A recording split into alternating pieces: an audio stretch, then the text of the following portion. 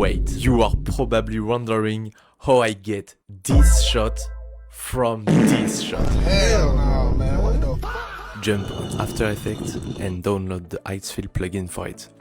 Now, select your clip, go to the Axe menu, select Draw to Edit, you can draw like Picasso, and enter your prompt. You can go in the Generation menu of Axe to see all your created action. When it's finished, click Import and drag and drop into the timeline.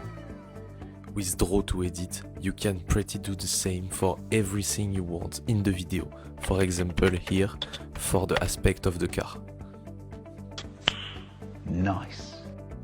If you have a bad PC or just want to be the fastest editor alive, you can use the background remover from Axe. Enter what you want to keep in the video and it will do it for you. Thank you for watching and now get back to the edit. Enjoy.